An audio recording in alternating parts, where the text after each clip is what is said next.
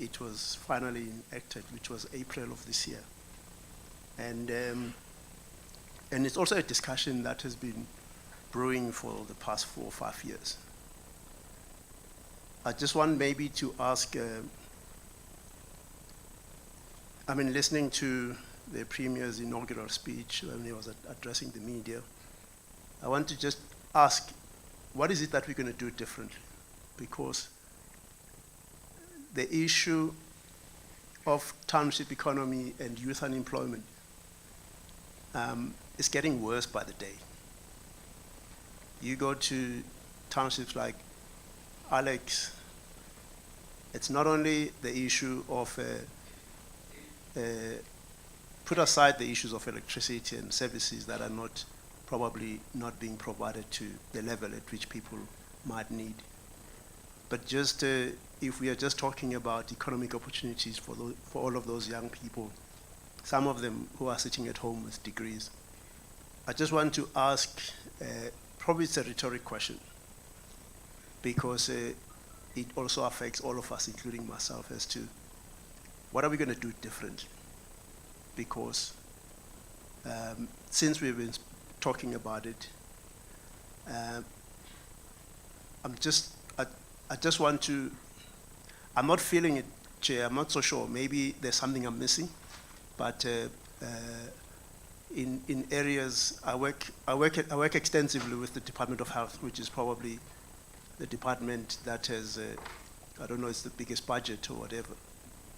But I'm not seeing those opportunities flowing, even those facilities that are based in the township.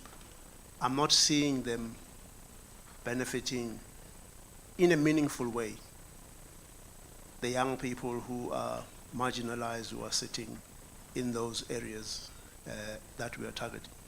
I just want to understand, whether, what's the new call to action as to how differently are we going to do it this time? Because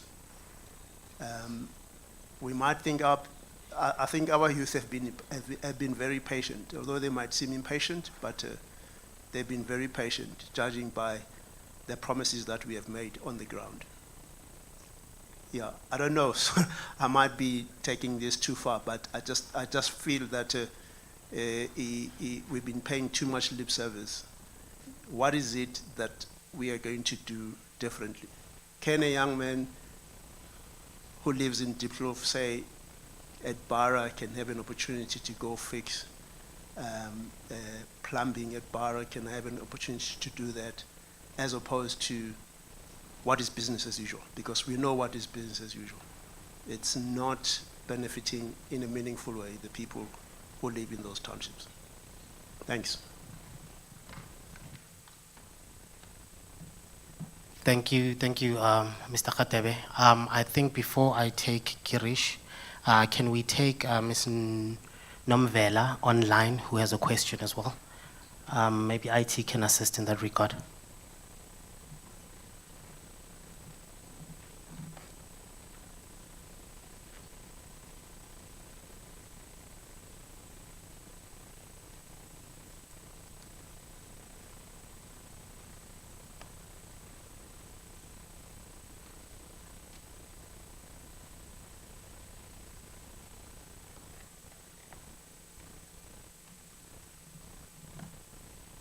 Okay, it seems like we're having technical issues, colleagues. I will take Girish Magan's question. Thanks, Chair. Clearly, I don't have to introduce myself because you've done that already. Thank you very much. I appreciate it.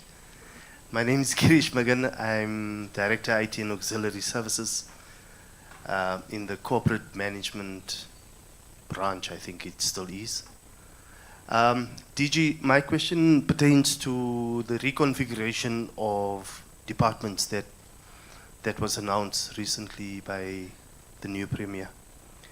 I'm not too certain as to whether this reconfiguration also implies that the departments that have been combined are going to be sitting in the same buildings. Given that we have such a short period of time and that we have so many priorities to fulfill, is this not going to destabilize some of those departments in the run-up to the elections? I'm also trying to figure out what was the justification, and because I have an IT background, I'm trying to find the justification for combining COCTA and eGov. What was the justification for that? Thank you. Okay, colleagues, I think maybe if we can just give the executive team an opportunity to answer before we. Oh, Mr. Buthelezi, sorry. Thank you. Mine is a follow-up to what Girish has asked. How quickly are we going to reorganize ourselves? These are departments. There's a time issue. Remember, structure follows strategy. The Premier has outlined. We are all clear in terms of what needs to be done. But if we don't quickly organize ourselves in a manner that we can then deliver on that, then that 18 months, we'll spend that 18 months organizing, restructuring, and so forth. So it's an issue of time to say, can we impose time on how quickly in the office and in the departments are we going to reorganize ourselves to make sure that we don't wait. You know, we are going through consultation in the office now around the structure. But it has been overtaken by the new pronouncements. That means we need to go back. But the time issue, you know, what has been failing us is implementation. We take long to just get ourselves sorted out so that we can do the actual work. So I'm saying, can we take an undertaking to say it will take us 3 months to get ourselves reorganized so that we can start doing the actual work as per what the Premier expects us to do? Thank you.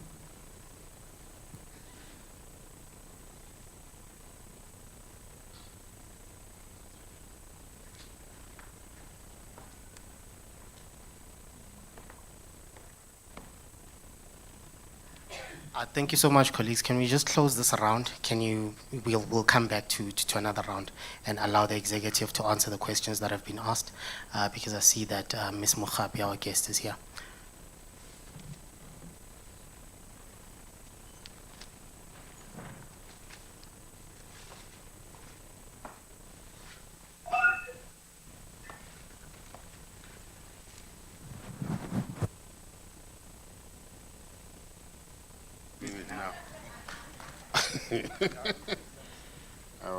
I was observing Mr. Protocol.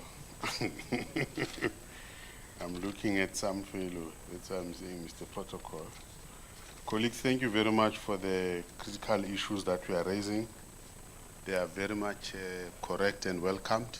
In fact, what you are doing, that's why I was advising the team that let's just have a conversation about, because when we were planning it's called the DG's address. I said, no, I would like to also to be addressed, because I don't know what is that thing of yours, Mandu? That box of yours you boxed us in. What do you call it? You don't know that you don't know. What is it called? Do you know Johari's windows, guys? Johari's window, you don't know that you don't know, and so forth and so on.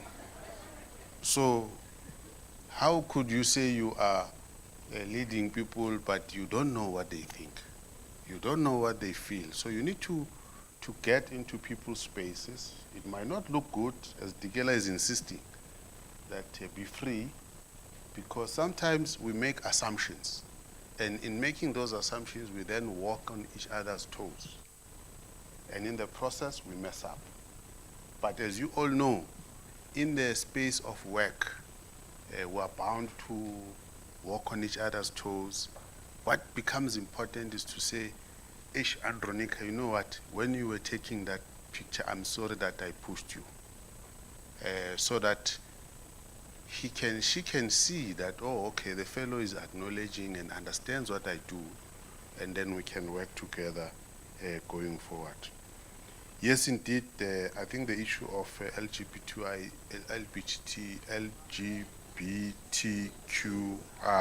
plus I know.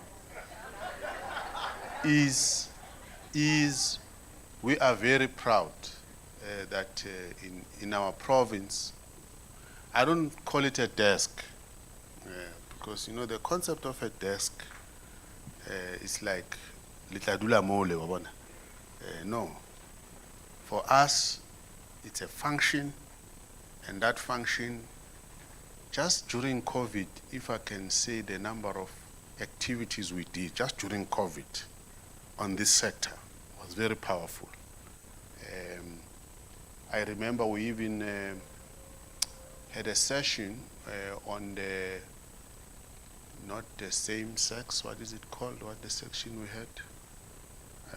Transgender. Including just dealing with the difficulties that we've got to be able to deal with, because sometimes, and another session I liked was when we had parents coming to join the session, because part of the problem has also been the fact that parents just think differently as opposed to appreciating and accepting who you are and supporting you as you are. So that for us was another important session, and I think the team that is leading this work is doing very well, and I think we must support you. And indeed in October, it means Mbali must have it so that somebody behind me here can agree that it's submitted to EXCO, that we have, you know that person, guys? So that we can be able to make sure that it's a program of EXCO. That's very important. So I think we should do that. So colleagues, you know, this morning I started somewhere before I came here. There are colleagues who've been working behind the scenes to sort our office space. So I started there so that they wanted me to sign, and I said, no, I won't sign, and I won't talk to the Premier to agree if you don't show me what you are taking us to.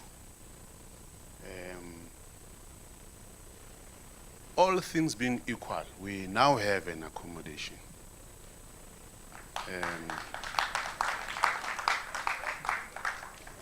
So let me tell you where is the process. So we are in the process of they call procurement, deviation. So we are undergoing the treasury process. We've seen the building this morning. I was seeing it for the first time, but there's a team that has been there. It is state of the art. It is state of the art. In fact, it fits an office of a governor, a premier of a province. So we are hoping, we're really hoping that we went there with the team from the private office, just to make sure that we are on the same. So as I'm saying, all things being equal, colleagues, really, we have an office, accommodation. So that shouldn't, no, I can't tell you where, remember that. But from where, it's not far from where you are seated. It's also not nearer from where you are seated. But it's where you are. You see what I mean? It's where you are, not where you are, where you are. Okay? Yeah, those who do parliamentary liaison work, they will be walking to the legislature, so I've given you sufficient clue. So I've answered that, because indeed, remember, that's why I said HR hygiene issues means exactly that. And I can tell you this morning, I was already, when I was in that session, I don't want to mention the people I went there with, because they will give you the wrong data. Just to dramatize things, Digela and ML, I was saying hey, you know what, this one, Pella, if we don't get it right, you remember that one will deal with us. So let's make sure that. So I was already in the heads of the different branch heads to say, hey, this one, hey, yeah, guys, no. Before you ask, let's deal with this one. Because I already know how the colleagues think, and somebody said, no, we need a forensic security, whatever. I said, no, it's okay. We can deal with that one. And then the security control room, state of the art. They can see everything there, you know. So it's a beautiful building that I think, and I said it because, where's my coffee? Who took my coffee? Eh? I finished it. I got it from where they from that office space.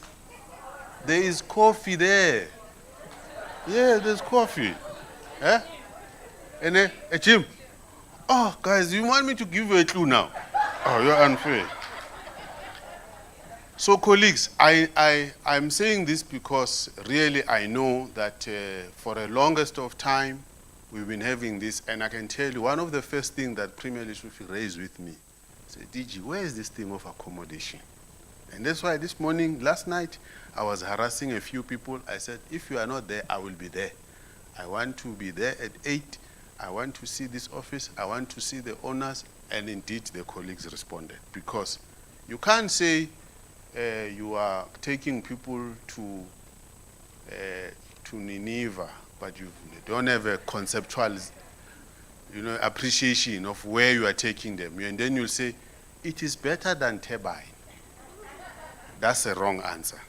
So that issue is being attended to. We have to finalize a team that is just working on this thing. And this team, after today, because I said to them, colleagues, I want to be fair.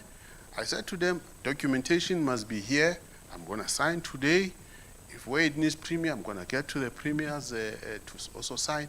But if it's about me, let me get the documentation and sign. And if, as soon as we get the response from Treasury, this team of the one that's dealing with the accommodation, they will be working from there immediately when we get this approval. So which means we will now be able to come back and present to branches a project plan that says who's moving in first and so forth and so on. That's what we're going to be able to present so that even that does not happen haphazardly. It's well managed. There's a movement and so forth, a plan that it will be appreciated by everybody else. The critical issue will be, is everybody going to move?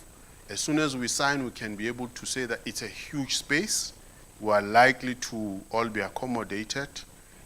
But for now, as I'm saying, we have to deal with the turbine issue. It's an immediate problem. Do you agree with me? Do you agree that the immediate problem is turbine? I want to thank you for agreeing on the process. So don't say tomorrow you didn't agree. Thank you very much. So that answers that first aspect. Nolundi, how are you? Why do you ask me this question now? You must ask Mandu and the HR people. No, not Mandu. Where's Sis Norma Lady? Where's Sis Norma Lady? She's on leave. Oh, okay. No, don't worry. The date is there. So you can ask Mbali. Mbali, when is the date for the AIDS cancer? Yeah, so why is she asking me? Okay, so we need a date. We don't only need a date, we need a briefing with the Premier to brief the Premier on the processes and what's going to happen on the day. So that's the first thing we need. So we'll work with Asanda on getting the date to brief the Premier. But the date for EXCO is in the cycle. It's there in the thing I resend and Nolindi. So there's no problem there. Yeah. So Mbali, let's do what you and Victor are trying to get us to do. Yes, we went to the strat plan. It's you now. I'm done with the first Mbali. I'm talking to Mahlobo now. I've just answered Mbali Kumete.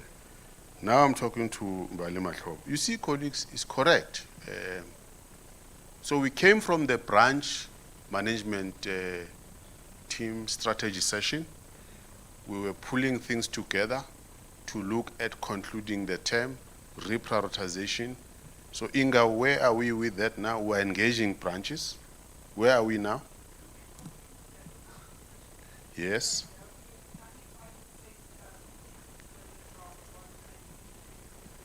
Yes. So what these colleagues are saying, can we look at, give it another look, a fresh look, based on what the Premier has said?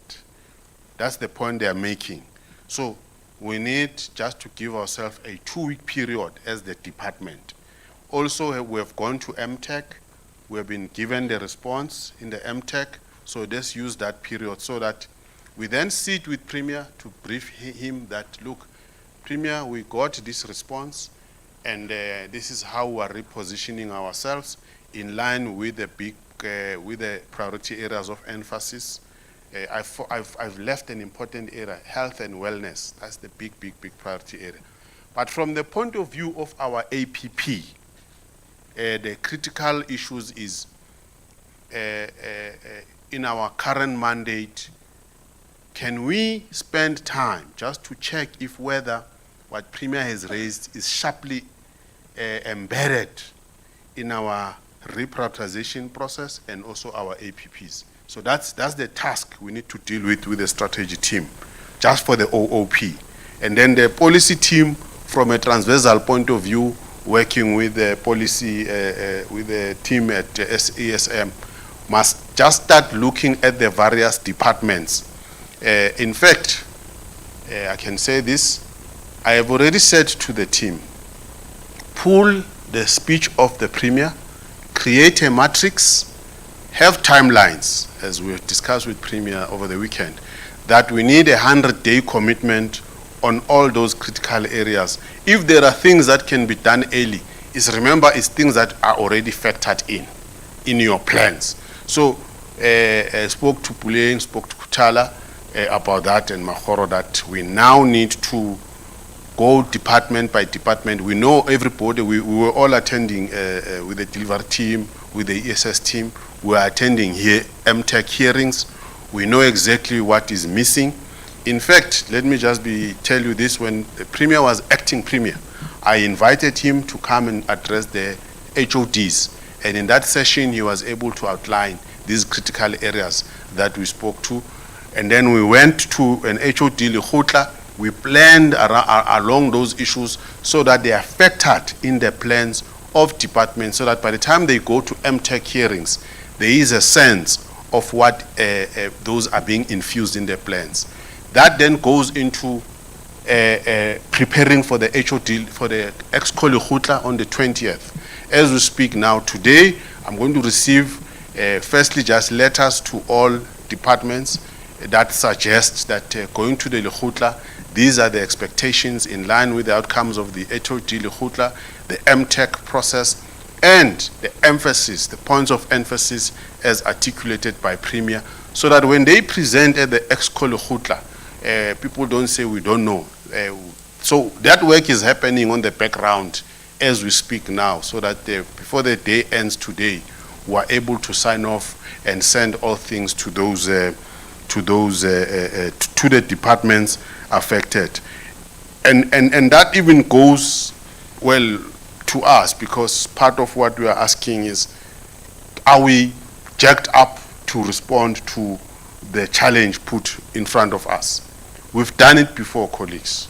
We can't disappoint the Premier and the Executive Council. We just have to work and work and work. The results is the improvement of the quality of life of the people. So I'm pleading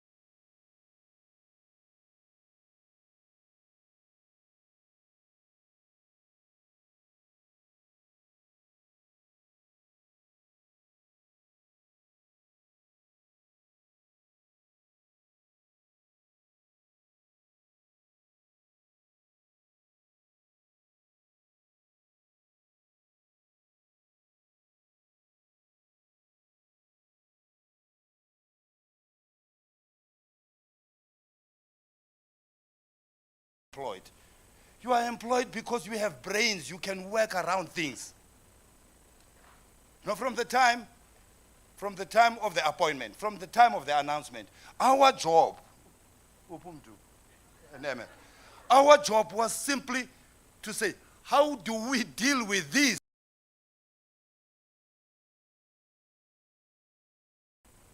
We didn't wait for an announcement, no. Okay, there's Kochta, GDAT, where do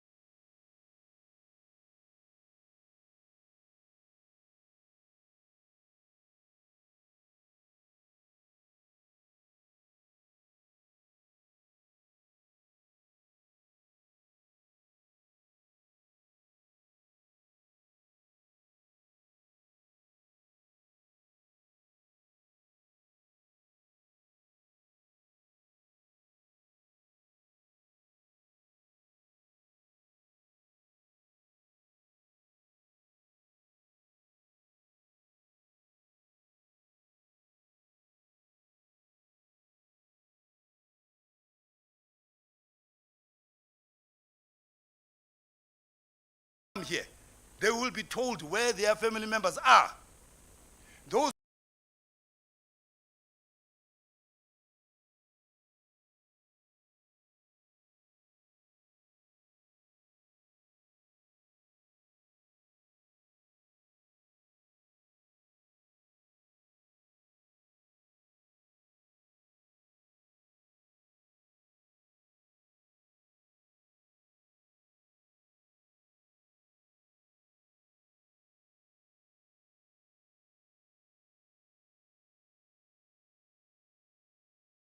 assemble a plane, an engine of a plane. There is none.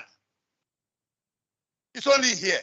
We've got 21 schools of specialization in this province, guys. It's not our task, it's not our job, but we're doing it because it's necessary. When we went to MTN and we gave them what we are doing, they were so shocked because they thought we are just a useless bunch. And MTN is now going to build their own school because they have seen what we are doing. So don't despair. The fact that we have 1 million people every 5 years coming into this province is not it's not because of us. Okay, it's because of us. We are too good. It's because of us. We are too good. So our job is not to tire. Our job is to think until it hurts, and our job is to work until from our bones, our flesh is hacked. Thank you very much.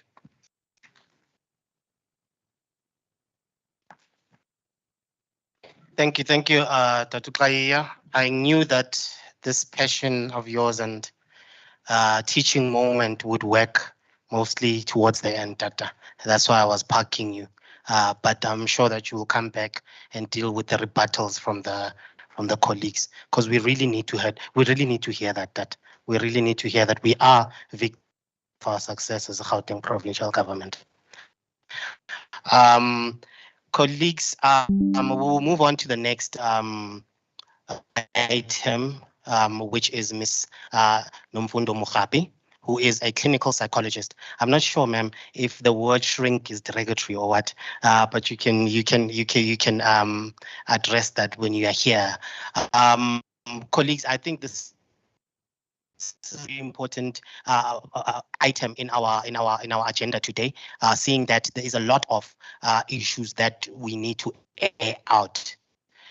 So having a clinical psychologist with such a glimmering CV as Ms. Nomfundo Mogapi will assist us in going forward. Ms. Nomfundo Mogapi, without further ado, the floor is yours, ma'am.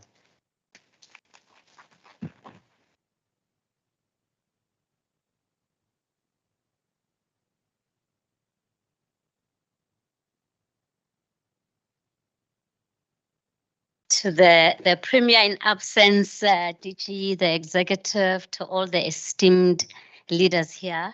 Good, still morning, good morning. It is such an honor to be here. Since 2020, I have traveled with most of you, but mainly via teams talking about mental resilience, talking about how to really carry this province to make sure that it is able to survive and be present. And so for me to actually be here just face to face with all of you, it is such a significant time.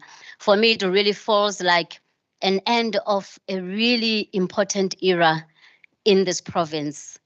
And just from the discussions that I've heard here, it seems like this moment is also pregnant with so much opportunities. There is so much that is actually emerging. But I'm also, I don't know if they have projected my presentation, please. I have entitled my talk today, Pressing the Reset Button, Rebuilding the Human Capital and Cultivating Healing Systems. And I am so glad that I have been brought in just when you are beginning with some of your interventions. Because as a society, I've been working in the field of trauma and in South Africa for over 20 something years now. And yeah, somebody says, yeah. I feel like that too sometimes. I get surprised. That time really flies. But one of the things that I have actually learned is that in our country, we have amazing plans. We usually have exciting strategies and changes. But over and over, starting from the dawn of our democracy, the thing that we have been neglecting is the mental state, and it is the mind of the very same people that are supposed to do the work. It is the human capital of our work. And I've learned that it doesn't matter how great strategies are, if those that are supposed to do them are themselves not feeling that they are in a space where their mental resilience is strengthened, those are likely to be affected. So for me, as we're beginning to do all these plans, I guess it's a plead. I am very passionate about South Africa. I love this country. And I tell people that for me, the work that I do, the work that you do is about creating a society that will hand over to our children. So I'm very passionate about saying, what is it? What kind of a society am I leaving for my children? And I therefore know that in order for us to do that, when we do our plans, we need to ensure that we also look at our human capital and rebuilding our human capital. Unfortunately, even after the dawn of democracy, we had exciting plans, laws, processes, and all of that, but we didn't sufficiently consider what was the mindset that we've carried from our past that is going to impact the way in which we are able to implement this work. And I'm very excited. I started this organization called the Center for the Mental Wellness and Leadership. I really, last year after COVID, I just boldly left my organization and I said, from the work that I do and from the research that is emerging from dealing with trauma, one thing I know is that the demise of Africa is not going to be that Africa doesn't have great plans or great laws. It is going to be if its people do not deal with the accumulating trauma that keeps on sabotaging our institutions. So I am very passionate about ensuring that our institutions and leaders are given the tools, not just the skilled tool. The DG already said that in this place, the reason you were selected to do this work is because you've got the brains to do this work. You are the answer that this country is needing. The universe, no babangatini, they could question you, they could make you feel bad, but the universe decided that it should be you that is here today on the 10th of October. By the way, today is World Mental Health Day. On the 10th of October, the universe decided that it should be you in that position. So you are the person that is the answer. But what is important is that we need to look at how we build you as the human capital. So I am really, really hoping that as you are busy looking at your plans, you consider the presentation that I am bringing here. In the past few years, there's been much more systematic, and I'm so glad that there's a research and development wing in this work, because there's been so much research and development that is taking the work that we know now from just being trauma focused, which means doing just one-on-one counseling, to being trauma informed. And I would really, really like to talk about that. And I am pleading and I am hoping, maybe even if we are recording, maybe the Premier can also get this. Can this province be the first province that seriously look at what does it mean to be able to develop institutions that are trauma informed? And I'll talk a bit more about them. Is it moving? Okay, can you just press for me? Yeah, don't know how to move it. Okay, so when we talk about how to rebuild, I always have a plan B as a facilitator every time I come to present. So I'll still speak to my presentation. So when we talk about rebuild something, when I'm saying we're looking at rebuilding the human capital, we are saying that we want to build again that which has been damaged or destroyed. DJ, you will forgive me because I want to start first before going to solutions to talk about, but what is it that has been destroyed? What is it that has been affected? What is the depth of the destruction that we are dealing with? And I know I've been called here to come and motivate, but one thing that I know is that we can't fully create things that shift us if we are not able to pause and acknowledge where we are at. What is the psychological architecture of this province that we are trying, that we are having all these exciting interventions? I'm so excited about the health and wellness priority. I really, really am, because I think that is what is needed in our country. So I think the first thing that we need to recognize is that, let me see if it's moving. The first thing that we need to recognize, if we can just move, is there someone that can, are you able to move it from there? Yeah, this one. Where should I point it? There. I am pressing the R.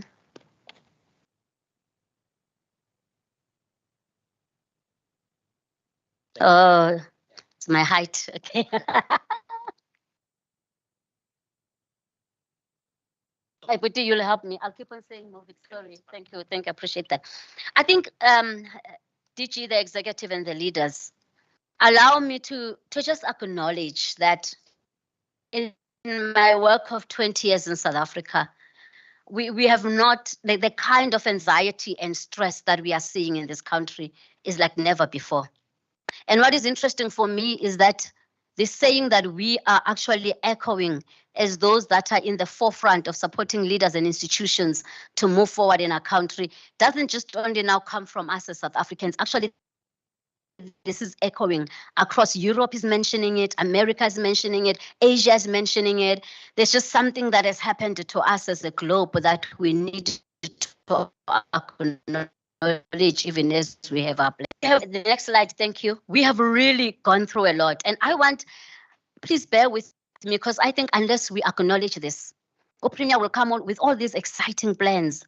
But the things that we've experienced and the things that we've said and done to each other, we're almost like people that come from war and soldiers who need to say, there was war, we said certain things in pain and whatever. How do we heal Anna? How do we heal this wound so they don't interfere with the capacity of us to be able to intervene? So we know that we have hurt, we are hurt and we are still hurting. We have hurt each other and others have hurt us. And the system, the very system that was trying to respond to a crisis, no one, my daughter said something to me that just really gave me comfort, because I'm raising teenagers, and if you know anything about raising teenagers,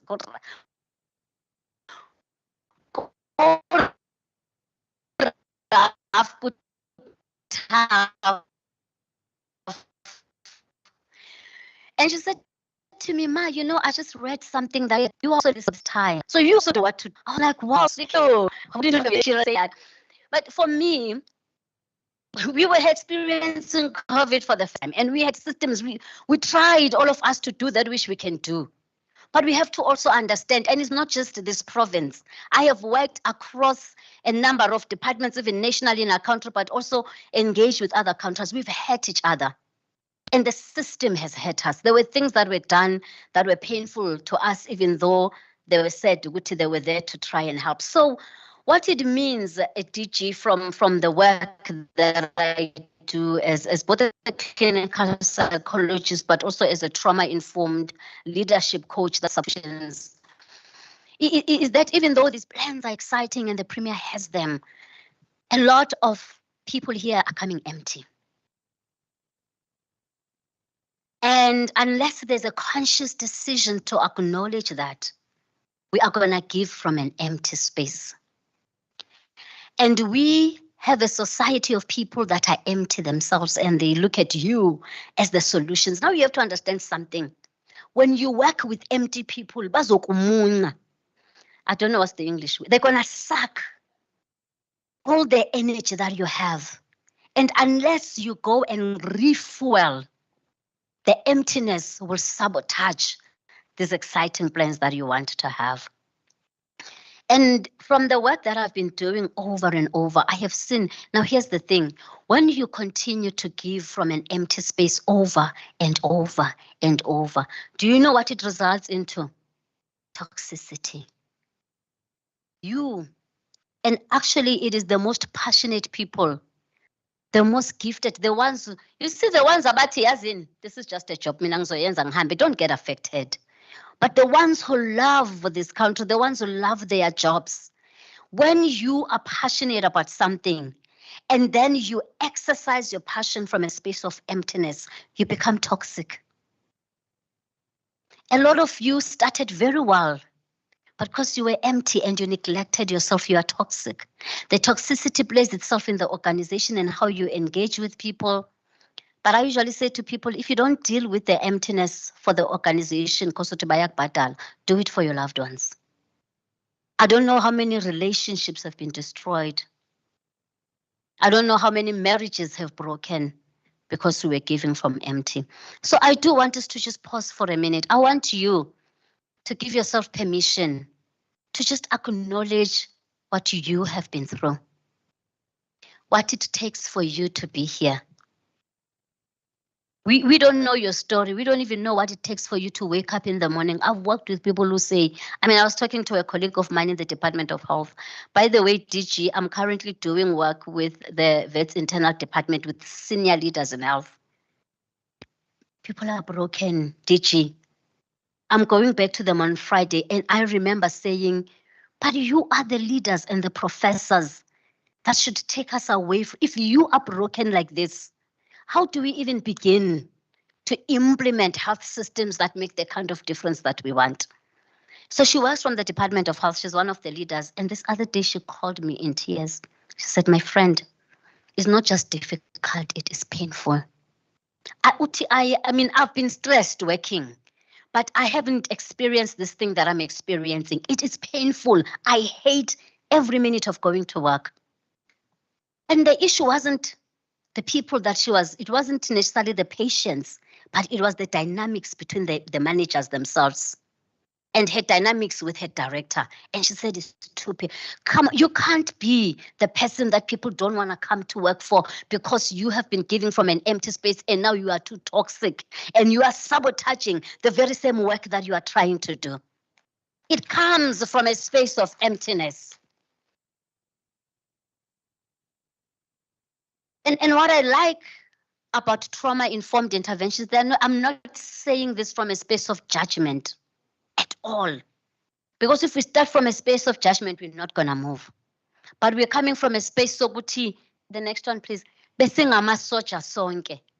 I-COVID isinike i-traumatic grief. I had some of the senior leaders there saying, my colleagues have died, Nomfundo.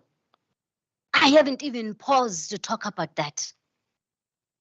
Let alone the patients, let alone my family members. You know, when grief is not dealt with, it holds everything like this. It's interesting, there's this country in Europe. I was so impressed, DJ.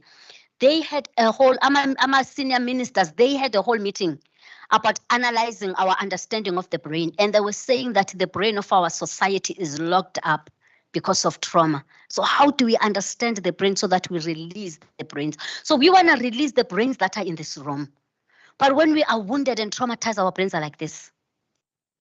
Our talented people not performing, but the brains, how do we begin to release? So when I say we rebuild capital, it means that we release the brains that are locked in our society. Now, I won't go too much into this, but those of you that heard me talk, I've talked a lot about woundedness, but I think what complicates issues of COVID in South Africa, I'm still just painting the reality of where you are, so that as you know this reality, you use it. And when we do strategy, we analyze first our context, and then we use that analysis.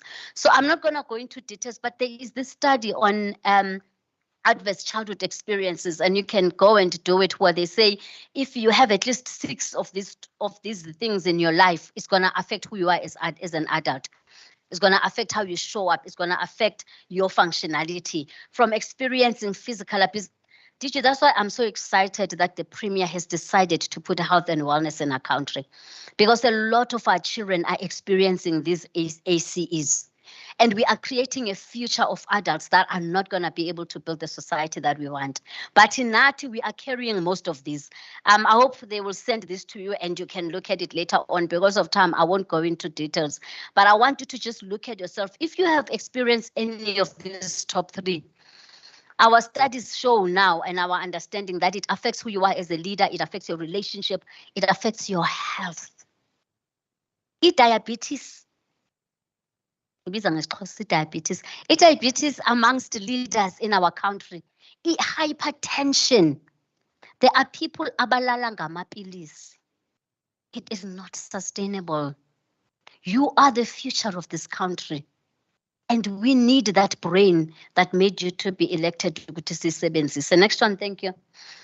I have talked about this and it can be a presentation for another time, but all I want to highlight today is that the reason why it's even more important for us, even as opposed to countries like Europe that have a whole meeting on the arrested brain, locked brains, is because Tina, we are starting on a negative. We've got this multi-layered woundedness. I met someone as I was coming here and she was like, "Hey man, I know you. Where do you come from? Where do you come from?" And I said, "No, I've come here before."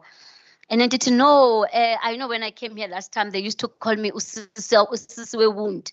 It's like, yes, Usiswe Wound. Because I talk about wounding in our country. It's something so close to my heart because we haven't been aware of it.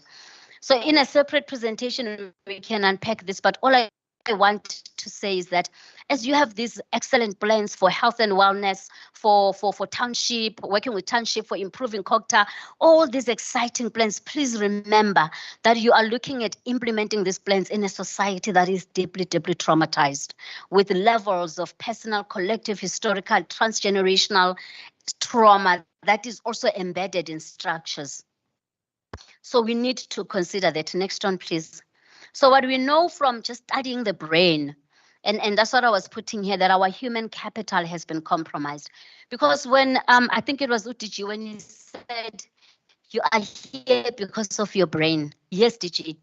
These leaders here, these brilliant people here, they are here not just because the brain is organized in hierarchies, right? The highest hierarchy is our cerebral cortex. So when we say we want you to use your brains, we are saying we want you to use your cerebral cortex. But what we know is that when we are traumatized and hurt, the cerebral cortex becomes deactivated and the amygdala. And all the thing that the amygdala knows to do is to shout, is to fight. Have you seen leaders screaming at people?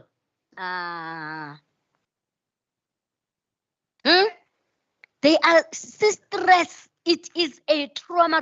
It is so dangerous when you can have leaders whose cerebral cortex have been deactivated. The very thing that made you to be recruited in this position is deactivated because of your stress. The other thing that the amygdala know is to freeze. Have you had people that you lead who used to be so brilliant? They can't even write a paragraph. I talked to someone who said, Nomfundo, it's 3 pages, main data 5 minutes. Now a paragraph takes me an hour. Why? And all it also knows to do is to flee. It's so interesting. When I was sitting there with these leaders, the Department of Health, I asked them to, to reflect on what their triggers were. And by the way, they talked about the fire. It's still a huge trigger and a huge pain. I mean, one of them said that every time there is something that is like a fire, the hospital comes to an amygdala arrest and deactivated cortexes. And then I asked them to reflect on COVID-19. The room was silent. No one moved. No one wrote anything. I mean, as somebody who facilitates, I could feel good in Mfundo. You have touched the depth and the core of the trauma of this country. It is an added layer. I ended up saying to them, guys, I'm not going to allow you because I need to create a sufficient enough safe space to do that. But what I'm trying to say is that our brains have been arrested. Next one, please. So I just would like, just before maybe I move to the impact, I'm just asking you, just by yourself, to just reflect. What have you been through? What is it that you are carrying? Just for a minute. I just want you to sit with it. It is very difficult to sit with. But if you as leaders do not sit with this thing, it is going to eat up your leadership, your institutions. We need leaders that can sit with the mess, because out of the mess is going to come the solutions. And I want you to just observe, even as I was doing it, I could feel the energy like Nomfundo Utinina.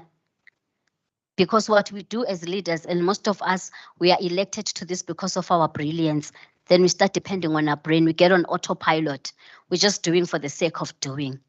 But leadership requires the heart, and that we connect to the heart. I'm just going to give you 2 minutes to reflect on what have I been through.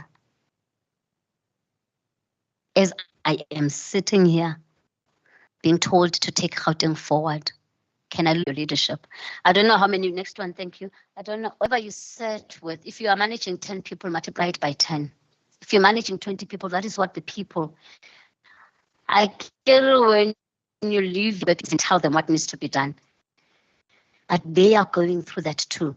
So how do we begin to really create systems that promote that? Just briefly, so what we know is that this context that I told you about impacts on the human capital. It really results into people that will bring their trauma responses into the workplace, to people who might even not be performing, not because snacks or difficult, but because they've just gone through a lot. So if you see that poor functioning, just know. Second, next one, thank you. But also the impact that it has in organization and DG, we want to avoid for this to happen in the organizations as a whole thing, is that if this emptiness, this toxicity, this wounding is left unaddressed, it results in dysfunctional organization. So if you see some of these symptoms within your team or organization, it could be an indication of what I'm talking about, where there is increased conflict between teams.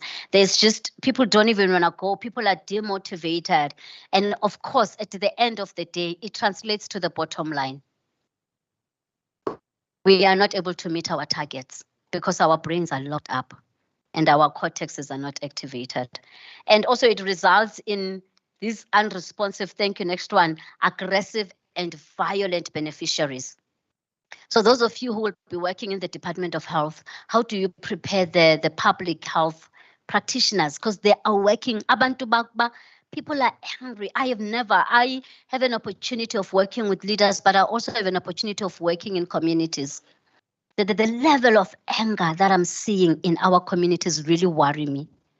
And our public servants are the recipients of that anger.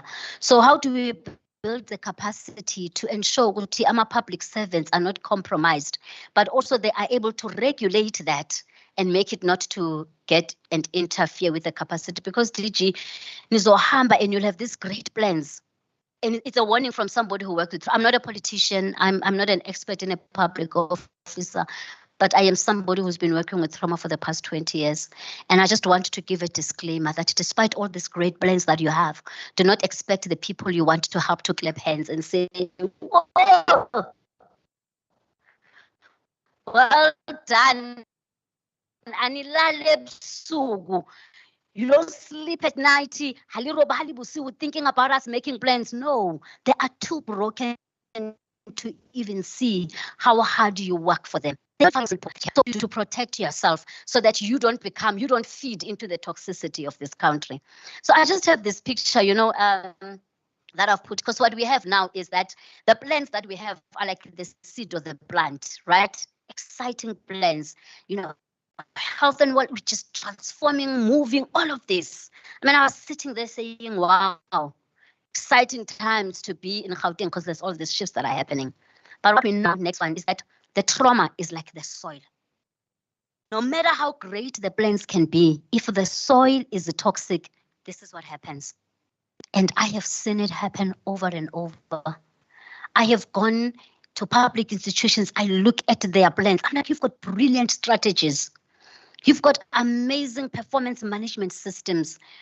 But there is this thing that I talk about, the paradox, that the more work we do, the more we get the opposite, because we don't consider the soil where we are planting this. So again, I'm appealing that let us look at how we can be able to do this. Next one, thank you. So I think what I'm saying, if we were in a strategic plan and we're doing future scenarios, I would say that from a psychological perspective, from a leadership coaching perspective, we are really, I think, at a very important crossroad. One road will take us to the left, which is the high road, where we can be able to galvanize creativity, revitalization, connect, because the capacity to work together as a collective towards something, to really have cohesive teams. Or it could take us to the left, which is where you've got increased conflicts, toxic work environment, people that are stuck. One key indication of a traumatized collective is when they do the same thing over and over and over and over and over again. Stuck. So how do we begin to unstuck ourselves? You'll end up with people that are burnt out. So this is just my last section. So based on understanding the context and the impact, then how can we begin? And that's what I am suggesting to you as the leaders of Gauteng, that as you do your plans, can you also look at how to cultivate healing systems? How do we begin? Next one, thank you. How do we begin to press the reset buttons? Yes, this one, thanks. There's a reset that needs to happen. There's a reset in terms of our relationship with ourselves. Some of us, the way we even see ourselves. I was talking to a social entrepreneur who says, Nofundo, I started my business because I used to be excited, but I lost my grandmother last year. My wife divorced me. Even when my customers call me, I don't answer them because I am now questioning myself and capability. And trauma will do that. So I would really like you just for a moment with yourself, né? Just to tell yourself to say and call your name, say, I see you. I see where you come from. I see you. Yeah, let's have the conversation. And then can I ask us to do something? Can we stand, please? I'm making tired leaders to stand. Can you just look at the person next to you, whoever is next to you? Now you have to find someone. You can be at the Can you know, ne? I would like you to just look at them and say, I see you. I see your pain. I see your struggle. I see you. Thank you. Please sit. You'll be surprised how many people in this room. You'll be surprised how many people in this room feel lonely. You'll be surprised how many people feel unseen and unheard. If you can't see yourself as a leader, how do you begin to see other people? We have to begin to rebuild, really. Guys, we have to begin to just, maybe there has to be a whole movement of I am sorry. Goba, when we are in war, we had people not even knowing. When we go to our departments and say, guys, in the fight and in the struggle, I might have said, I might have done things that might hurt you. Can we reset the button? Giyaxolisa. I am sorry for whatever I might have done to hurt you. We are starting a new page now. Can we have a reset button? It's very difficult for leaders to say, I'm sorry. For anyone, I mean, my daughter is 17, and every time I ask her to say, I'm sorry to a 9-year-old sister, it's like I'm asking her to cut her hand. It is very difficult, but it is also powerful.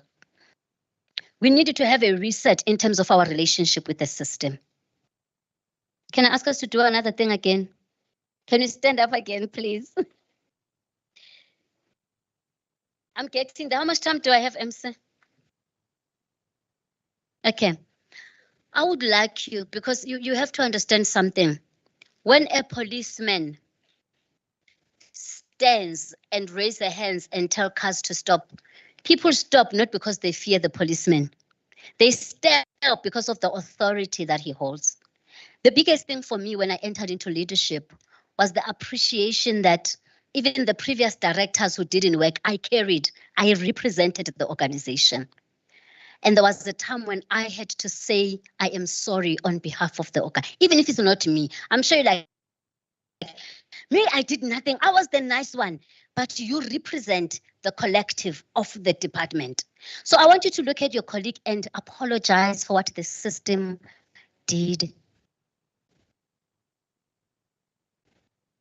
to them. Yeah, I'm like, tell me to hurt me. Whether HR system or IT, I am sorry for what the system has done to you.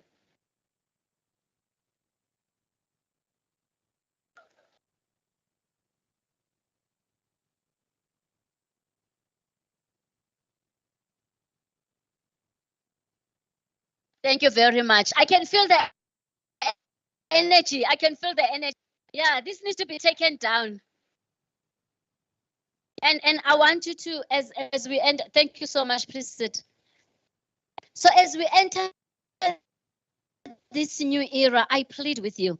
I'm sure Mangalela, but go to your departments and say, the Premier has an exciting vision for us. We are going somewhere.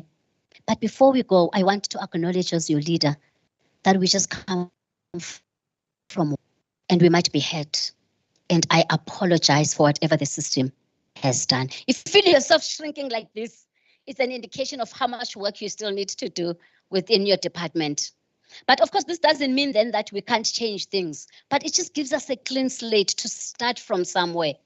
You know, when a country has been through war, sometimes it becomes too difficult to unpack everything. And there has to be a collective reconciling to say, can we start from a fresh page?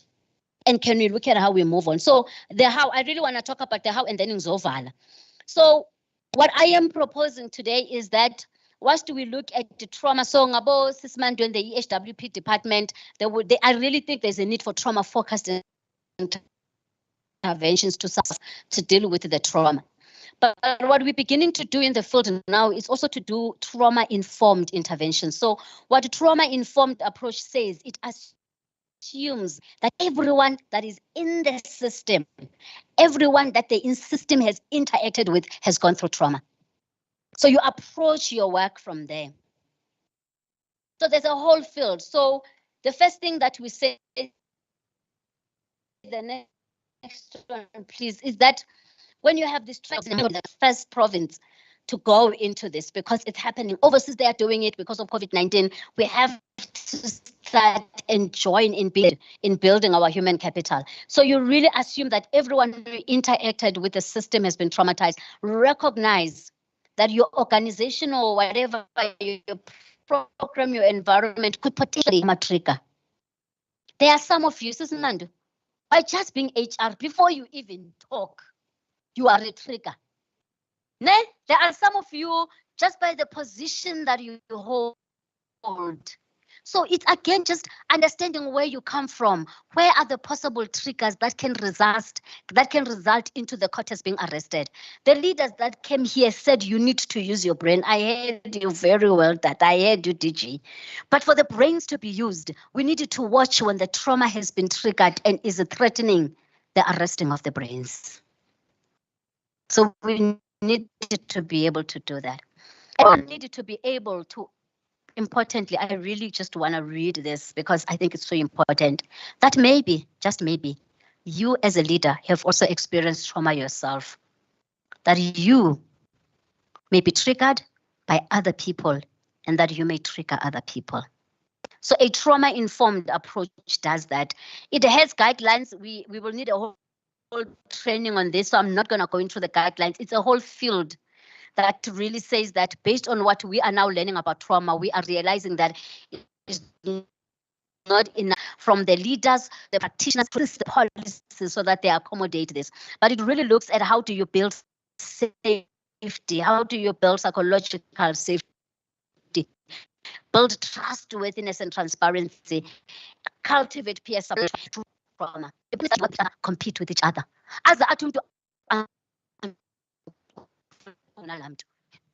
So like, how do you do the work if you can call them?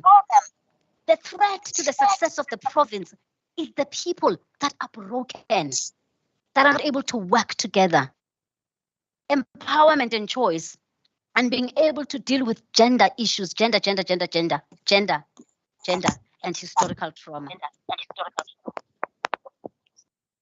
And the second one is to have trauma-informed leadership. There's a whole unpacking of this. I mean, or what I'm talking about, you know, it can be trained, people can be capacitated, but I'm just pleading that as you make your plans, can you look at how you integrate this also as key? In my organization, which was much smaller than what you are leading, we used to have strategic objectives, and one of the organizational development strategic objectives was how do we become more trauma-informed in the work that we do. And at a leadership level, we needed to have respect what leadership means in wounded and traumatized contexts. Guys, there's been theory and research, it's not just me advance you because you are in the forefront of creating history, but it begins with you and with the human capital of this country. People hurt people, other issues. I'm not a parent, for example. And then after that, the roving max. That impact on this cluster that I'm in would probably be the social cluster, because that's where I've been working. I do feel that this lack of structure is very frustrating for me. And I don't know if that is the same with other colleagues, and I don't know how we're constrained by the DPSA. I'm saying acting DG. How are we constrained by the DPSA, and how much can we influence the DPSA to understand the way we are functioning? Even GGT 2030 its priorities should be locked into clusters.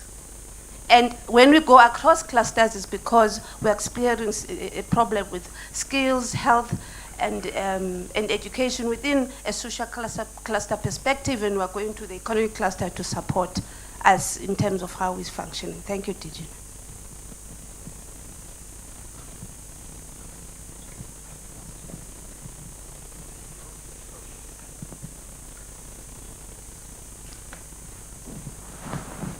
Good afternoon, DG, the members of the EMT, and good afternoon, colleagues. My name is Talwe Khowedi. Mine is not a question, but rather a proposal and suggestion that usually when senior management are appointed, we go through the Kaedu program where we are like really drilled on, you know, importance of service delivery, how you apply yourself and all that. My suggestion or proposal will be emanating from the presentation that we just had on reset.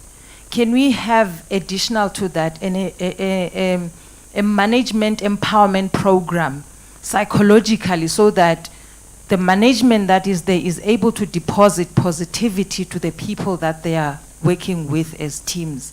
I would really suggest that even if we are the first province to do it, but can we just, you know, include that in the empowerment programs that we had, as making it as compulsory as Kaedu is, because that is important going forward. Thank you.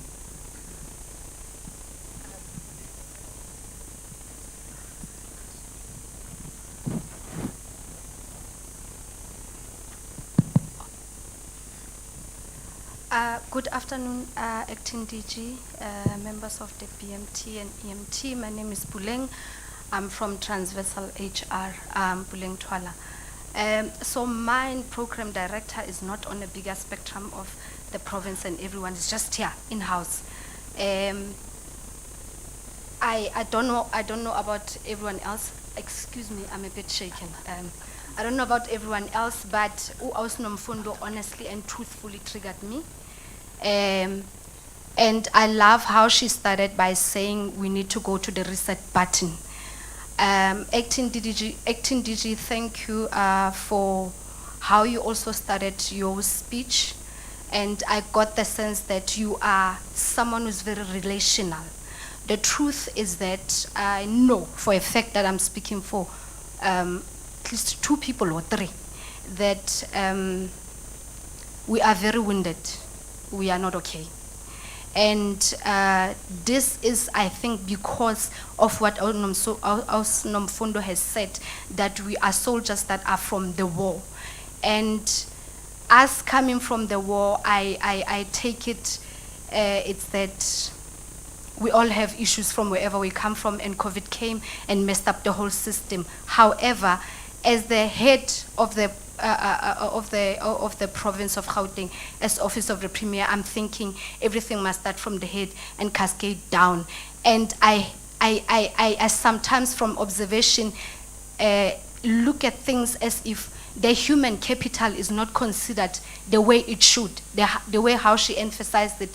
And this is why the speech of the Premier, all good and well and all positive and well, but how are people going to drive the car? The very people are taking drugs medically. How are we going to help those young boys, Banyaupe, if all now here in the office are taking medical drugs? We are sleeping with pills. We are absent every time because we are sick, merely because we are not being considered. And I understand that we need to attack the behavior, not the character. But I believe that if we go to the core of the issue of a human capital, we'll realize from COVID, there's deaths, there's all those things that has happened. People divorced, people got into issues, and we are not okay. So I'm going to plead from the acting DG that can we adopt, even to the member of the BMT, the EMT, SMS, all of you guys in that higher level, can you kindly adopt that in our own branches, have meetings or have sessions where we are able to cough out, not to attack the manager, not to attack the supervisor, but we are able to find out where is bullying at this point in time. This grievance situation, employer, supervisor taking one to grievance, it's not making the whole chain working together. We are fighting. So I hear that we need to look at the province and work and push it and whatnot, but is it going to work if the very people who are supposed to drive this thing are sick, are not okay, are wounded, are broken? And also, when Sarah started, Mrs. Naidu started, she said, we need to look at, find out where we are. I want to plead with everyone, the seniors and everyone, do not overlook that. Because it's not going to happen. You are breeding leaders that are toxic. You are breeding people who are wounded. It's not going to happen. We are going to go out to the citizens. We are going to serve them with wounded souls. A human being is a tripartite being. We have a soul, we have a spirit, we live in a body. When our soul are messed up, we can't function. She said it. The mind gets locked up. Our frontal lobe ahead. And we need to address it. Thank you. In terms of the name, or should we expect drastic changes? And more especially, lastly, with what Tata has mentioned, to say that us on the ground, like, we should not be more worried with the changes that are coming. But I believe when our leaders are more, challenged and frustrated, they bring that to us, of which is a concern, that in terms of delivery, we have to perform. So will there be drastic changes, and what more to expect? Thank you very much.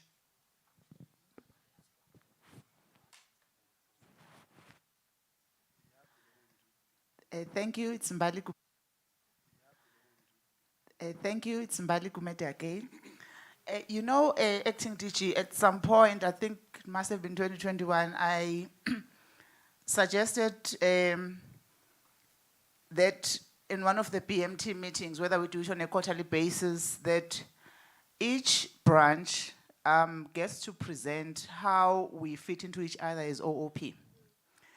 Because management changes frequently. We have new people who get appointed. And I'm not confident that our OOP induction section goes to that extent where it actually maps out this value chain, where you get to know, for instance, there are colleagues or there's a branch that's dedicated at looking at a cluster system, how we organize clusters in provincial changes. We do have new appointments so that we are in sync with each other. We can't say, for instance, we want to take the province forward, we want to go to the townships, when I don't know that how much help, for instance, can be of help to me, for me to carry out my deliverables. If I don't know what expertise Celiwe is bringing, that Celiwe, for instance, maps this thing, Brafil does this, and therefore in that way we can create synergies and actually assist us in taking the work forward. I feel there's room to do that. It might not be every BMT session, just to give us a sense how we fit into each other as OOP, and again, with each other as OOP and back to departments. Thanks.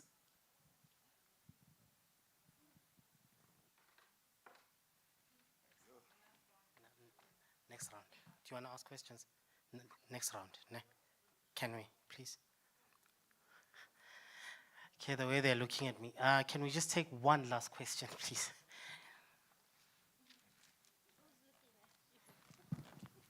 Afternoon, colleagues. My name is Deboho Modellane. I'm working currently at Communications. I've got a very serious concern. It's good that HR has brought Nomfundo. My concern in the Office of the Premier is there are people who are taking lateral transfer within the organization. My question is HR questioning the individual who wants to transfer, also interviewing the managers? If that's so, what has been happening? What was the resolution behind that? Because for me, it's not only a person that is not delivering.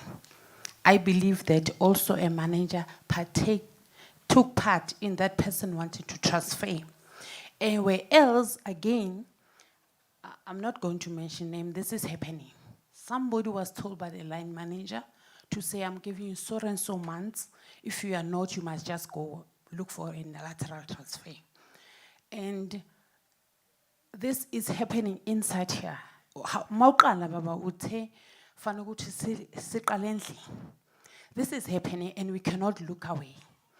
I'm asking and I'm appealing that if somebody asks for a lateral transfer inside, check what is wrong. It's not always going to be a junior person. Because that person, you have demoralized that person, his self-esteem or his self-esteem is already down because of a manager. And also, I'm going to talk about something that happened a long time ago. I don't know if HR, when they do the assessment, remember last time when you do the PMDS, and then in certain directorates, only one person get a performance bonus. But for me, if a chief director gets, directors are not, who worked? Who? Because it goes back to the DD, the directors, the ASD, everyone. So for me, I'm just saying, it was already late when the HR developed that committee, because now we are not going to get the performance. But I'm saying, there are people who are working very hard, but they've been told that they've been given words that are not okay. They are even doubting themselves. I'm talking from experience. I'm not just talking. Because I worked with military veterans, and it's very difficult to liaise with them unless you have, I always say to people, I've got grace, so I can communicate with such, but I'm pleading with HR.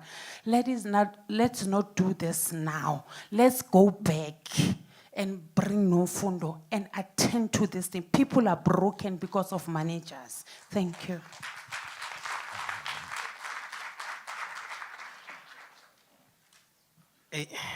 Tata, I now understand your job, because when you go straight into communities and hear some of these issues on a daily basis, you know, they say politics is the authoritative allocation of values in a social system. And in this social system, it's time. That is the value. So I know that it's going to be very difficult to appease everyone in terms of asking questions. I wasn't the one that set the time. It's HR. So I'm sorry, colleagues. I know most of you want to say something. Everybody wants to say something. But for now, I will allow the executive team to answer the questions being led by the acting DG. Mandu, you would want to answer some of the questions that have had to deal with HR. Sharp. Acting DG, EMT team, take the stand.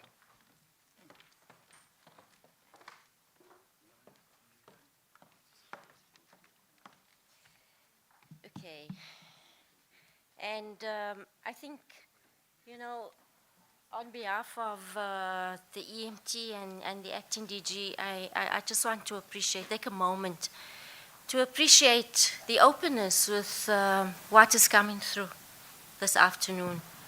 It's not very easy to come from a place where you may feel it's not safe to talk, firstly, and then to express what you think is a problem that only you own, you know? And when we sit in a room like this, still by ourselves, you begin to realize you're not the only one that owns that. I'm not going to say it's a problem, that owns that issue.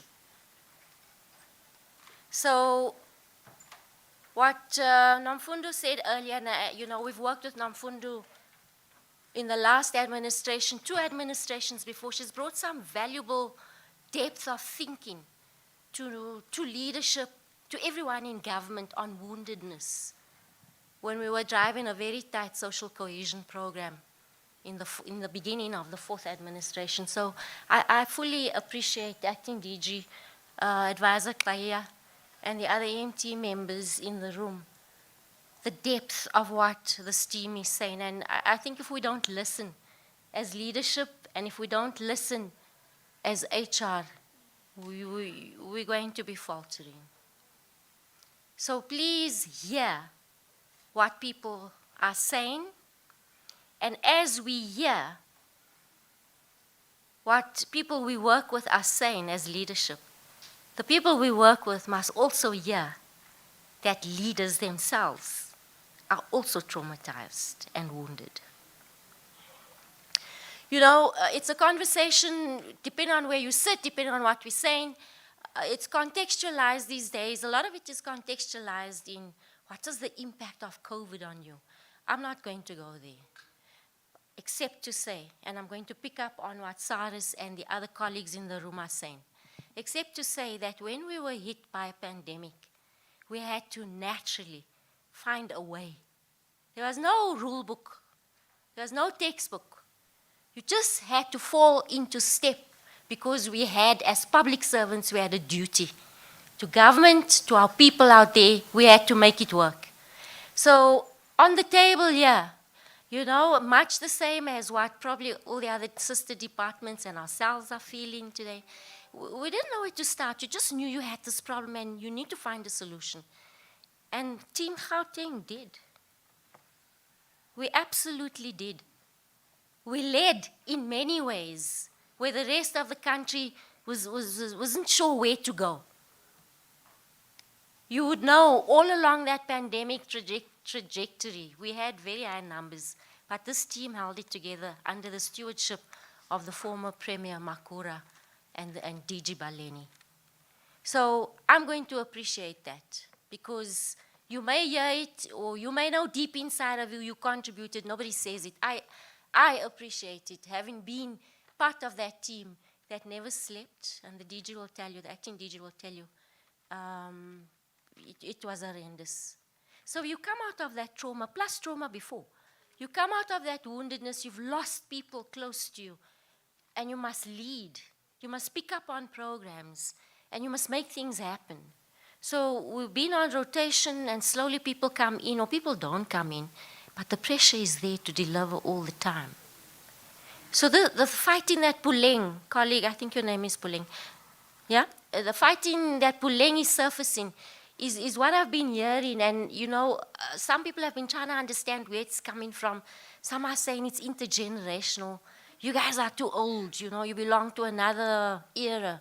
Some are saying you guys are very young and revolutionary, and the two are not making sense. Some are saying it's just a misunderstanding of gender roles. I'm a new pronoun, you don't understand who I am. There's trouble in the office. So I think I want to just appreciate with the acting DG and the team that this cannot be the last conversation around this. And how we move forward, it's not just a reset, you can't. You can't. I disagree that you press a button and things change right now. We want to. Absolutely, we want to. We want to make that change. But it's not so simple. The fact that meetings in the COVID period extended beyond any working hour was traumatic. What it did to families who themselves, in your space where you were sitting, were dealing with the effects of people falling down, family members, mothers and fathers coming home traumatized, seeing it, washing up. You know, the scary thing that death may come at any time. Who's stopped to think about what's that done to the workforce? So yes, commitment. This team, Team Gauteng, has always been a committed team. And there's a new challenge. You can count on us. We're going to run. But at the same time, I think what the room is saying is please respect that there are parameters around working hours. I'm not just immediately available. I was. For 1.5 years, I didn't have Sundays. From the morning when the sun came up till the presidency decided to close a meeting every Sunday during COVID. As an example, it's not a complaint. I brought back what national thinking was infused into the province, and we ran with that program, you know? So if you can see that, and that's my personal contribution. I don't want any type of reward for losing Sundays, but I am saying to leadership, you need to be cautious because there are parents, not just women, there are also single fathers who must sit in a meeting at 6 o'clock, and the children are distraught because they don't know who's dressing them, who's making the lunch, if there's lunch to be made, who's going to take care of them by the time they need to be at school at 8 o'clock. So those considerations, I think, is something, the humanness of ourselves has come through that COVID teaching. The borders, the boundaries, the parameters, you keep pushing, pushing, pushing. You want more and more and more of me, I think is what the room is saying. And the room must also realize that where the leadership sits, there is also more and more and more wanted of us. So, you know, this thing that it's just management that is separating and insisting, the role is reversed. Please see it that way as well. I make this point often with my team. You may have a particular view where you're sitting, but you also got to think about what it is that you're doing in this working environment. What is it that you're meant to be delivering? Can we, can't we? If we can't, how do we go about saying that? How do we go about fixing it? Those are all the issues that I want to deposit and just leave with yourselves, but I'm surfacing it. There's a problem. There's a problem. So let me get to the point about, I think two colleagues quickly, Vuiswa and Lita, specifically had asked something about the organization, and the acting DG did make some reference earlier that there may be a slight reorganization. And you know, we need to do this. You can't stay stagnant. If you want to achieve and you want to change things, to stay stagnant and to do the same thing over and over is not going to take you forward. So here we have less than 24 months left to the end of term. The question is, we do all these works, we submit all these reports, they go somewhere, and we've been told that they go to the Executive Council. What's been done about it? Why is it that every time we go back to those sites, nothing looks changed? So maybe the question is, take that step back. Is it the Executive Council's role to change that, or is it your role, you and your team, your manager, yourself, from where you're sitting, to take that analysis, that analytical report, and unpack what's my role in this? So I sit in, I don't know, I sit in legal. You know, I no longer sit here and wait for a file to come for me to respond to. I am now proactive, and I must begin to look at what are these issues that from a legal perspective can be changed. So start with the self first. And yes, you are correct, Vuiswa. All the key issues, all the key reports, there must be somewhere where the executive gets to know that there are challenges, problems here. But who's doing that analysis? You know? And how is that coming through? Just the one you're citing, for example, I haven't seen one for a long time in the ecosystem, as an example. But we have Mr. Kahia. We've got Phil, we've got response teams, we've got Dan, we've got in the IGR space, we've set ourselves up to respond to petitions coming through with municipalities. Isn't that where that analysis must go? Immediately. Immediately. So instead of just being a machine that transacts, let me take this, put it on the desk from the DD to the director to the chief director. How about looking at that content and what must I do about it? So Lita, you're quite correct, and my team will tell you, the ESSM team will tell you, I think since Premier Mokonyani's time, we redesigned, in the branch, redesigned how we work. We function as clusters, no matter what it is you do, IGR, IR, legal, exco services, whatever it is, you go as a team across those units, but to support a class, governance and planning matters, social cluster matters, economic cluster matters. So there isn't one person who sits with all the knowledge so that when that person leaves tomorrow, everything's gone. No, we've designed that in the way that we work. We send out teams from across the branch so that it makes sense. You have a policy person sitting there, you've got a legal person, you've got someone who understands the IGR framework, you've got someone who understands the ecosystem moving out like this. So horizontal and vertical collaboration for the ESSS team. And maybe the team would want to correct me, but that's how I see it. It's confirmed. We said a long time ago the value of doing that for the entire office of the Premier shouldn't be underscored. When we begin to do that in a cluster, we move together. So I'll go with 4, and we're going to go and see the social cluster departments today. And I'm going to take Vanita and everybody else who's doing social issues or service delivery issues for that social cluster departments with us as a team.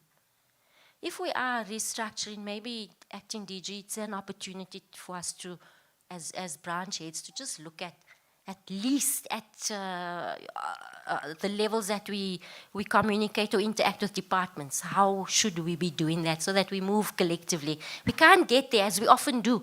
Get to a department and they say, but yesterday press was here. Yeah, it's the same question. Communications had a forum meeting. The comms, heads of comms, forum meeting. That was the same question. Why are we not being efficient in our thinking? So yeah, I just thought I would just raise that. I know it's very difficult for colleagues to understand what is this executive council system, and we open it up to departments. We're very successful, but inside of the office of the Premier, we don't often see us being called to have a discussion on what is this EXCO system and what is your role to contribute, and how does what EXCO resolves get back into the programs that we do.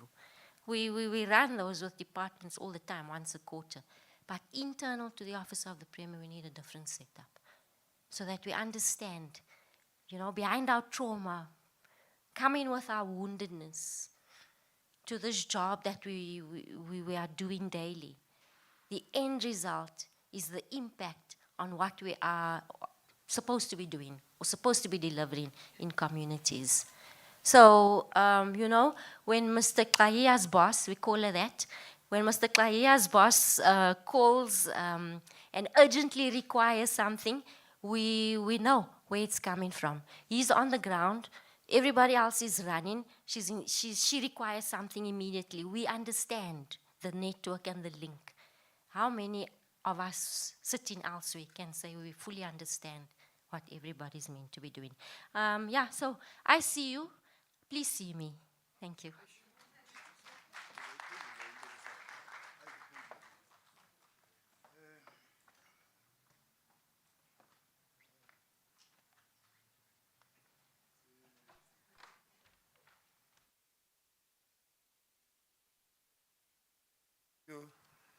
Thank you. I'm vertically challenged. Okay. Mandiqale kumagumethi. Molo magumethi. I love the fact that you started melting and told us everything about yourselves and where we are messing up. Yabulela. Because liqhotshwa libhekile. Okay. Sometimes, as Emil was saying, sometimes you would think that this person hates me. The problem with me is that I can't pretend. I don't pretend. I will tell you where to get off. And I know people's roles. Emil was speaking of my boss. There's one boss of mine here called Pumelel. She's my boss. She tells me what to do. Because when you guys have indicated the things that we need to do, and I'm seated there smoking my cigars and the likes, the impact would also be on them, non-Dambi. You see? They will not be able to guarantee their jobs. That definitely, I know I'm working hard and I'm respected for that, because the guarantee for a job is for somebody to think twice about losing you. They must think twice, but hey, if I lose this one because of this friend of mine, I'll rather look for something else for my friend. You see? That's why I stand up and defend good people. The people of this office work, guys. are the people of this office. They work. And I have the honor of meeting them every week, except for the period of COVID. They are young human beings here. Deputy Director seated there. Do remember that boy, Likan, your child. At the worst moment, that Deputy Director became a Chief Director. Again, is not here. Bafan.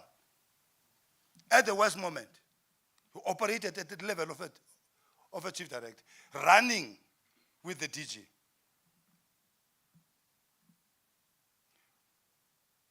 We unearthed so many of them during COVID. Yeah? A Chief Director was running DDGs, Mildred. So, let me tell you that we know you. We know how hard you are working. I even know new people. Well, this one is new. Because you can only know new people when you know the old ones. All of them. Okay? So, in the task which I was given by this government of running service delivery, Mbali, one, you will not get into my meeting if you do not know what you are there for. You will not. Remember, in my job, it's not only the people in the office of the Premier or your rapid response team, the 8 people. No. It's every department has got minimum of 2 people in my team. Every department, minimum of 2 people. And every municipality, minimum of 10 people. And all of them introduce themselves and tell us what they are doing so that we can understand how we can leverage on them. And the other question we ask them, are you brought here to be dumped because you're not wanted there now? There are quite a number of them that we discovered this one was dumped here. They don't want this person in that office. And we then said, let's train them to a point where they will demand to take them back. So Makumete, these linkages start here in the office. In the office, my job is linked to comms or Saraza. Because in Tirisano, at some point, had to be taken to comms. Where are those kids? There's a boy outside here. There's that lady from Foslo who also left. So comms had to build, apart from the content of what we're going to do, comms had to state clearly what their role is going to be, including branding the whole thing. So comms is there. I can't go to an Tirisano meeting if there's no security. So everyone who communicates, they know, comms must know. In the planning, safety must know. As we plan, the Premier's people must know. The MEC's people must know. The mayor, where we are going to, must know. All of this team must know. Because we are running the entire government. And then at the conceptual level, when you are putting in content, you cannot go there if Phil and his team, okay, Naboceliwe, did not tell us what the situation is there. So you can only get what you are asking for if you deliberately practicalize it, lose yourself or your self-importance, and know that you cannot do a lot of things if you don't work with others, respect them, and give them the glory and honor they deserve. Can you imagine if I don't work with finance, how do I get the money to do these things? So they are part of the system from the onset. If I say no TG, it's dead. Sometimes I tell him that it's my people, his people, you see. He's the primary employer, but I work with them. I know, for me to get my things, cabinet, my staff goes to cabinet. everything. I presented myself, if not Ndambi. If I'm not that Ndambi, there's no title. Ndambi is the head, is the administrative head. There's no title. He will present it, they will comment. Every department that is not doing its work will be told in a meeting, a decision will be taken, and I will ensure its implementation. So, Nena by HR, you are saying you have this thing of going to today in Ndambi, they were supposed to have taken HODs on it to go and serve communities. No, it's your job to ensure that it is in cabinet. It's your job to track everything. If you feel that you don't have the human capital to do so, we have it we have trackers. I know in that, as a DTG, he's the one I must work with and pretend that those people are mine. They are not mine, they're working in his branch. But because they are doing the service delivery work, then they are also mine. They track. So nobody must own anybody. But everyone must be aware of what their primary responsibility is. So Magumed, I'm going to work with you for us to look at this thing of how do we ensure that everyone knows who they work with. Uceliwe is not working with service delivery, no. But Uceliwe is in our system. And she's there. Undam is not working in that unit. No. Usebenza no acting DG at branch. But Undambi works with me as if he's not working with him. So how do we make each one of us to work with each other? It starts with respecting, acknowledging what they are doing, and ensuring that you must tell them that you need them. That's the first issue, because we need people. Now I call her permanently. Do I come to you? I don't, because I know I also work with you. Certain things will demand from me. So it starts exactly there. So I just wanted to make those points. Our performance bonus nizabathe. Msebenzi. Ubutsep. Utsep umsebenzi. Okay. You remember I said other things are sizazi. Tsep. Yeah, it was the ex-premier that would allocate people, but me and him, singothobela sukutshele. Hey man, don't you think we must continue with this one in the same fashion? Yeah, when I said, and even almost like suggest, we think a person who can take this blow of the workers is this one. Yeah, what? We will suggest. It's not our authority for you to advise, because the two of us are advisors, to advise. You must first and foremost be trusted that you are not misleading people. Okay? You must be trustworthy first and foremost. So some of these things, the acting DG will respond to them, the what happened. Let me just, later. There are people, we were running in Bizo of the president. We were being told that in Mpumalanga we did it this way. Aibo, Ipriska is not even a town, it's a dorpy. So you can't tell us here to do things that were done in Priska. So it's a question of pushing. But at the same time later, when you ask of the acting DG and this EMT on this issue of a DPSA, remember, schools of specialization are not in any national system. It's how you intelligently sneak it in. About SEPO 1 million, there's no one who has got these funny things. It's how you sneak them in. There is nothing like an SEZ, wall-to-wall SEZ, where you make the entire Gauteng a special economy. There's nothing like that. It's how you intelligently sneak this thing around for it to be accepted. There was no Mbizo where you have sectors that are sitting there and engaging vigorously with 3 phases. Never happened before. It's how you sneak it in. and then it gets taken and spread. There's no act on township economies. There's nothing like that anywhere. But you do it, and then people look at it, and the savor on the whole thing and say, let's take it to national. There are 3 programs of ours that are taken to national.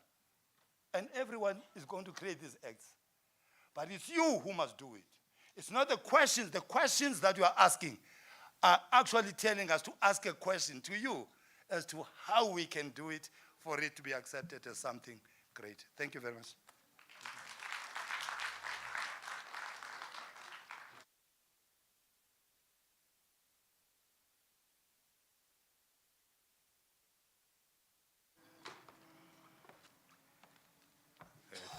Thank you very much once more, colleagues, for the comments and the questions. I just want to quote Premier Lesufi in verbatim. So he says, during my acceptance speech, I committed that would continue with the growing Gauteng Together 2030 mandate, which encapsulates the following matters: making Gauteng's vision a reality, tackling matters relating to the economy, jobs and infrastructure, accelerating quality education,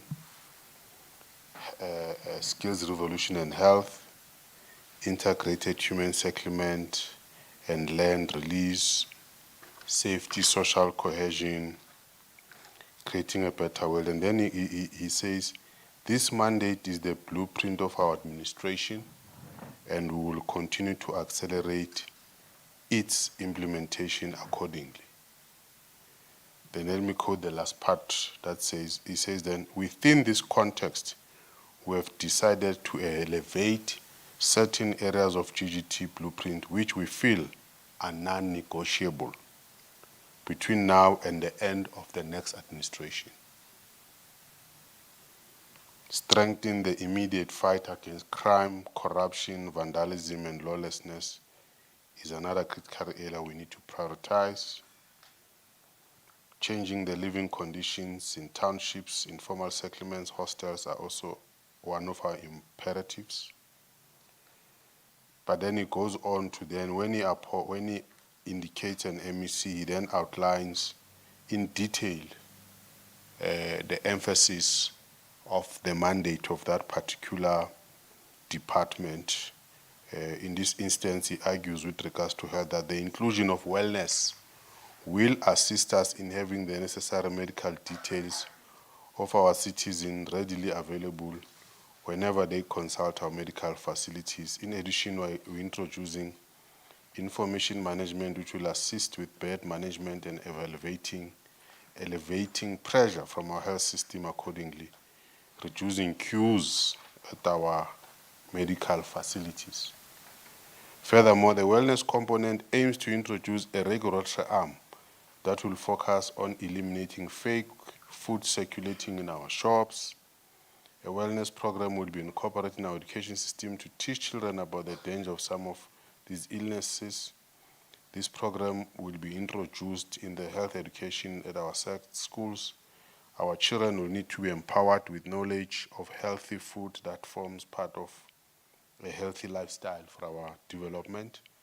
Gauteng's health system is under tremendous pressure with financial management challenges. Hospitals in townships need to be improved for the better, and negative attitude at some of our employees towards patients, which also needs to change. However, we believe that, okay. Now, I thought I should just start there, colleagues, to demonstrate an important part of commitment to the task at hand and the articulation thereof that suggests that we, having listened to our coach, what is her name? What is her surname? Mu? Okay, she's got a 17-year-old teenager. Did you hear that part? What else did you hear? A 9-year-old and? Yeah, okay. It mustn't? I think that is very important, Iris, because I wanted to go there. That in most instances, colleagues, we tend to rely on that, which is the point she's making, in responding to issues. You know, in the other language, they say there are few things you need to learn in life, is timing and language. I don't know if you understand me. So when to say something and how to say it. That one, you can have 5 degrees, we won't learn it at school, I can assure you. It's a guarantee. And it's exactly that aspect. So, respecting each other. I was saying the things I said not because maybe I've heard her, Mandu, HR guys, maybe I've heard her speaking, but I was saying the things I said at the beginning of our session because I truly believe in what I said. That my successes and your successes rely on how we relate to each other, rely on how we respect each other and appreciate each other's contribution.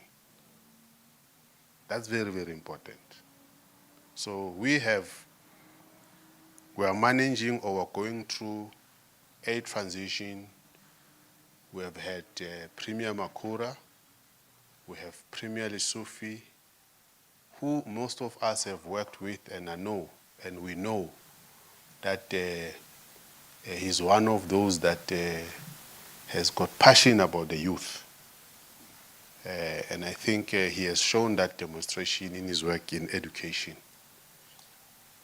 But the beauty as well is that, as I said, let us take advantage of that to go and solve those problems that young people are faced with. So let's take that advantage or use that in our... So let me try and say so that we can conclude. Firstly, yeah, the office space, I like the way the question was asked. It's almost like in the so-called state of the art. No, that's how it comes across. In the so-called state of the art building, is there sufficient space? Can I be accommodated? The answer is yes. I have been there. I remember I told the other colleagues that I won't mention their names. I was harassing them Sunday. I said, no, I'm going there. And the other colleague said to me, did you have been there? I said, yeah, so take me there. I have to speak in the positive about the good work you have done to the rest of the colleagues. So I think the building is quite sufficient. The space of parking is sufficient. Beyond the building space, there's another parking not far from that building that we'll then use, including colleagues who are worried about their GGG, not GGT fleet, GGG fleet as well. And then, yeah, somebody says, is it Cleane who says, no, what about the staff at Turbine? Remember what I said, colleagues. Let's deal with the pressures. So where's the first pressure? No, it's got nothing to do with the majority. The yes have it. It's a reality.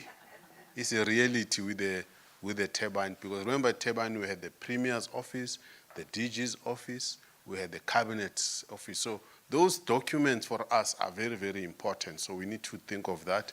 We have the colleagues from comms. So if we can clear that, because I think we have a month-to-month at Turbine. So that's why we need to find a way of moving with speed. The pressure is not too much at one central. We are putting together. That team will give out a plan that says what are the phases of our movements as different branches.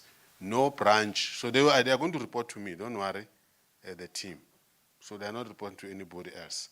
They are not going to what you have, a Cinderella branch. No, there's no Cinderella branch, which is your worry, Saras. So every branch will be equated the same consideration so that ultimately we deal with the issues. Even if you know that that other branch that I won't mention his name will say, hey, wara, wara. You know them, ne? When I do this, I see them. When I don't do this, I don't see them. You have to reach that level when you work in an organization that, you know, if I don't do this, I'm going to find myself in trouble. So I have to make sure that, so that one is done. And then colleagues, I think, I don't know how else I can repeat the point, that this thing of the youth, we have to give assurances, and I think there's a lot that has been put in place to address it. So let's do that, colleagues, including working with comms to make sure that we reinforce. Remember in June 16, we introduced the youth panel.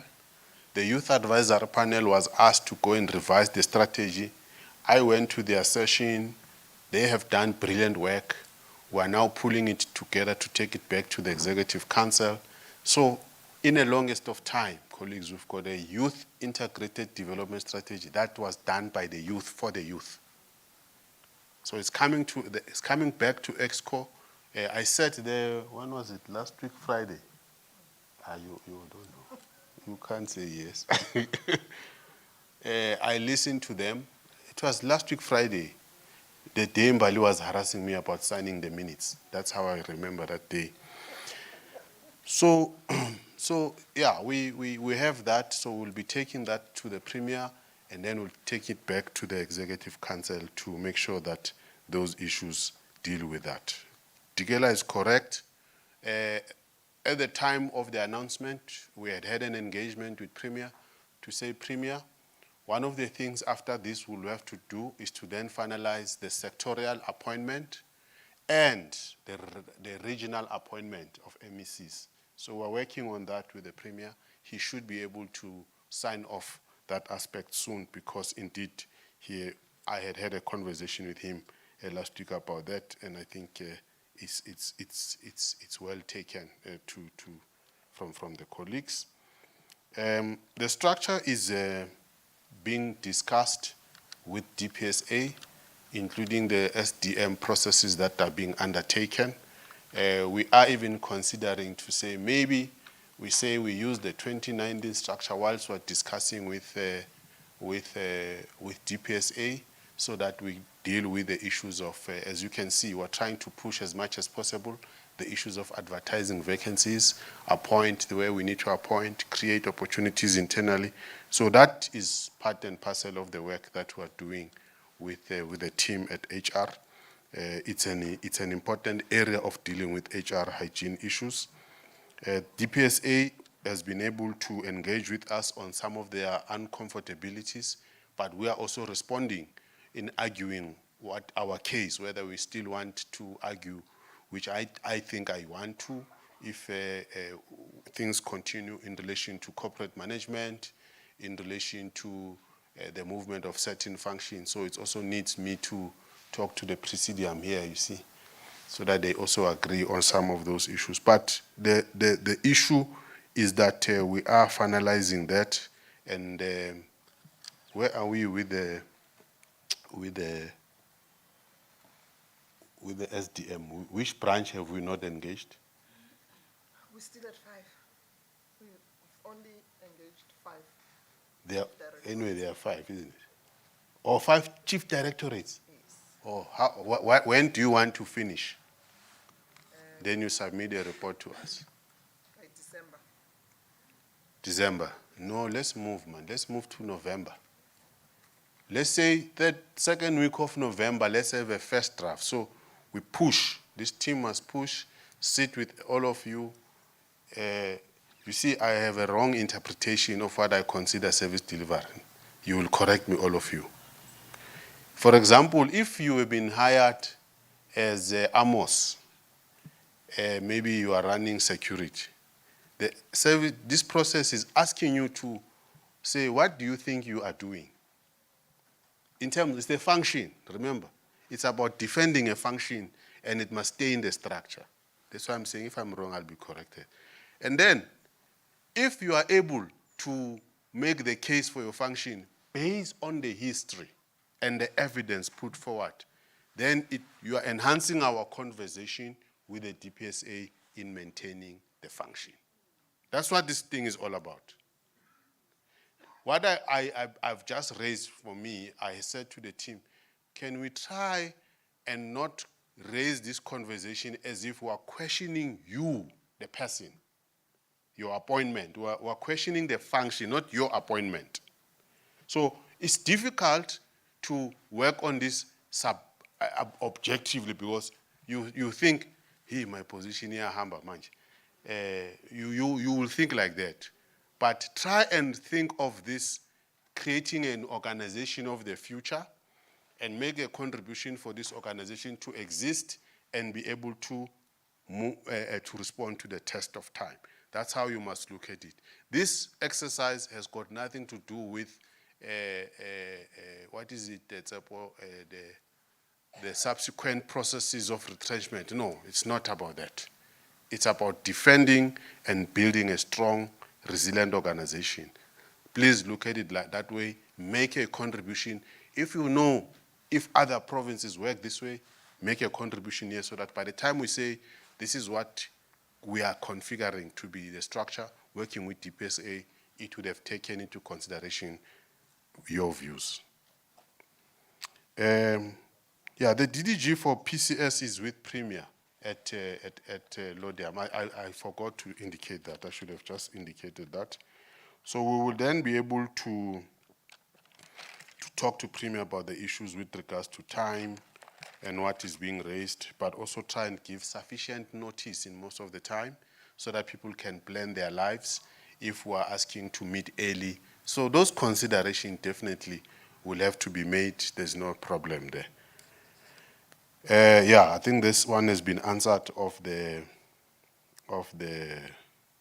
SMS orientation, what Vuisa was raising. So you've answered that, no? Yeah, so that one has been answered. You've also answered the cluster system. Yeah, no. Constitutionally, the performance of government is not cluster, it's departments. Cluster system and the war room, we are using them as mechanism to coordinate. So they are not supposed to be the end to be the all. So when you go to a vote, you don't have a vote called a cluster vote. But we are using, and we've been using the cluster system and now the innovation of war rooms to better coordinate us and make sure that we don't work in silos. So the cluster system has been working, we must enhance it, but we can't answer to the legislature and to the people using a cluster system. We answer through departments.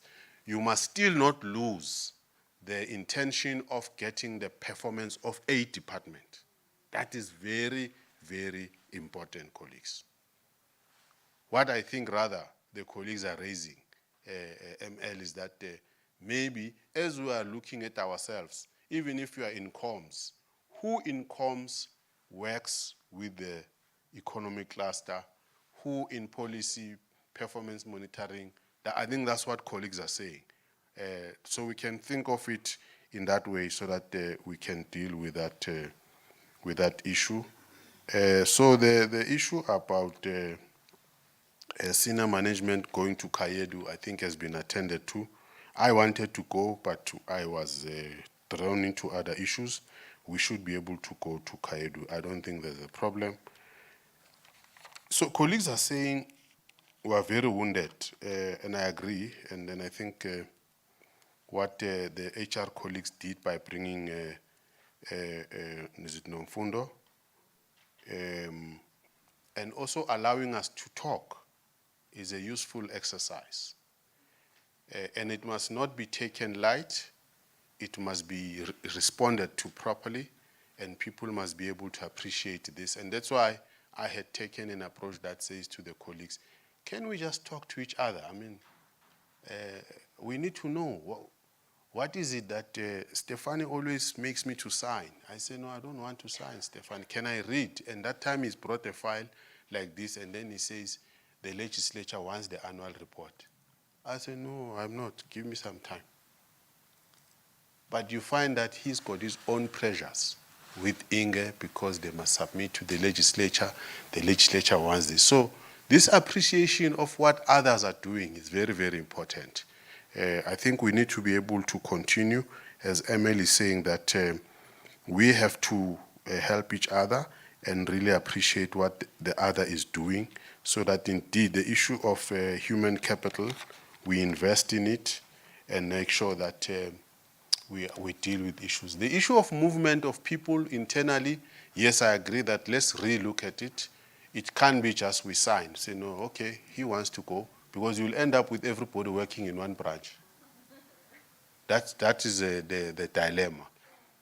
But we must then interrogate and say with HR, even from the wellness point of view, ask the branch leader or the manager and the employee that, is this your only option? Why do you want to run? Why are you running away? Confront your issue. But can we confront them with you? Can we work with you to get you to get this thing to work where you are? Unless really we have reached a stage where now there's nothing we can do. But I agree with colleagues who say, let's find a way of engaging and talk to each other. The issue of service delivery, I don't think there is any fundamental shift or problem, except that we need to go back, as the Premier is saying, implement and make sure that we continue to improve on service delivery. I think that's the message he's putting. And therefore that team, you saw them, they left already.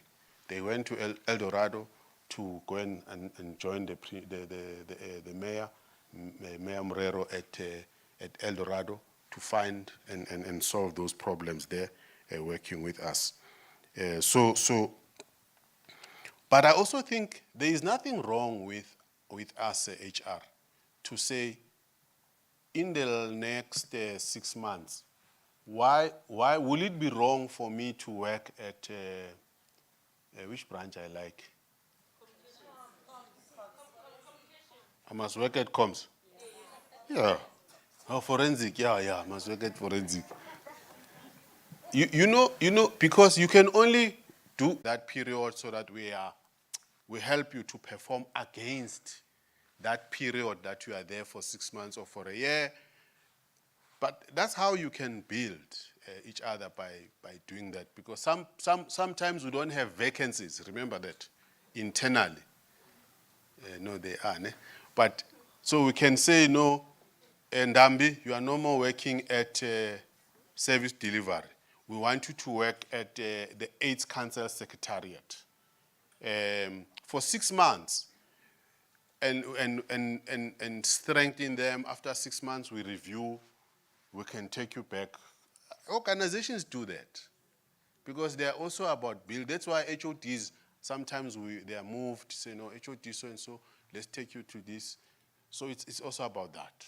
It's about strengthening. So I think let's do that, so that we can then do what Mbali is saying we do, working with each other.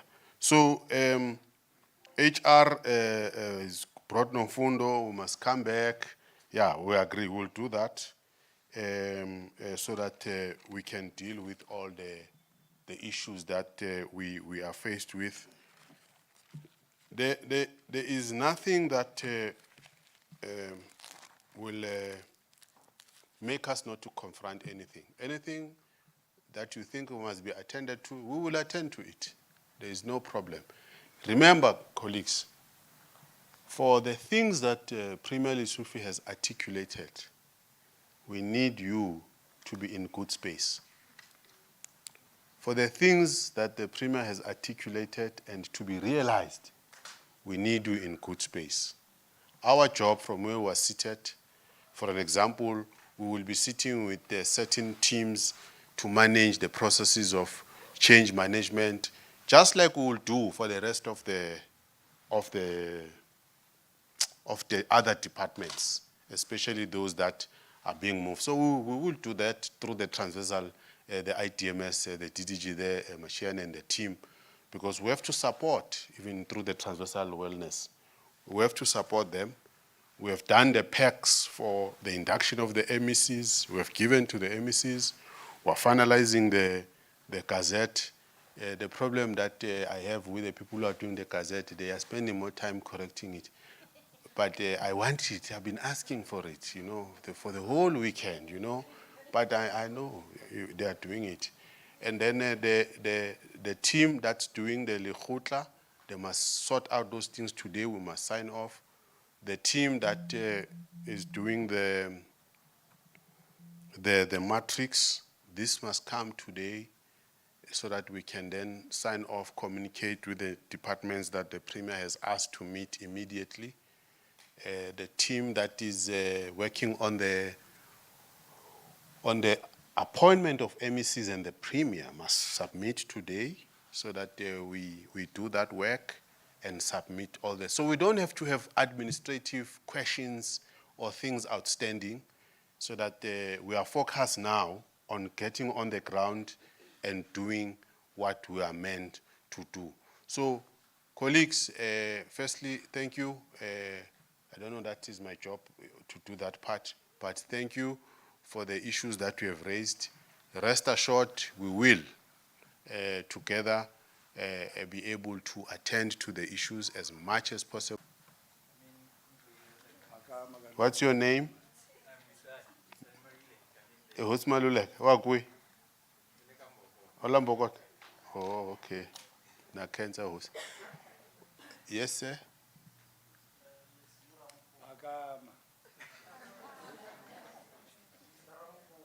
Oh, you are Mr. Ramu, not Dr. Ramu. Okay. You are a financial accounting. All right. Thank you. Yes, sir.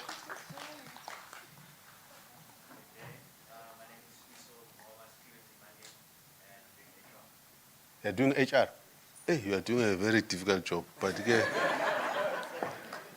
good luck. Yes. You are new. Just reminded me that I'm also new. You are new. I'm Tsakani Mabasa, Gauteng AIDS Council. I'm the Deputy Director for Planning and Coordination. Okay, ufamba na Nolundi na Iris. Oh, nabati. Okay. Who else? We have two new DDGs, ne? Do you know them? You know them? Who and who? Tabel Mashiane and? Okay, and then where are the other two colleagues from finance? Are they here? Yeah, but why are you not? Why? They are how many months? Oh, we are 2 months. But say who you are. Say over to you.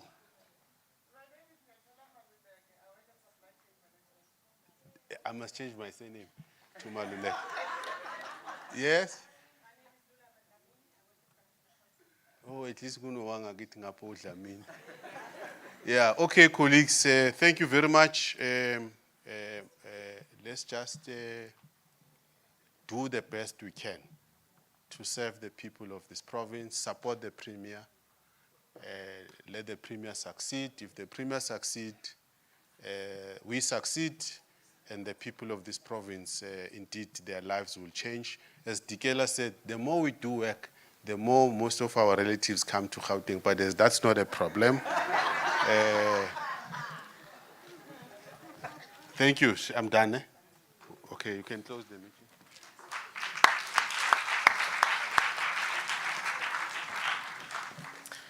Thank you so much, DG, and thank you, colleagues, for coming and joining us today, and also inputting on this important engagement today.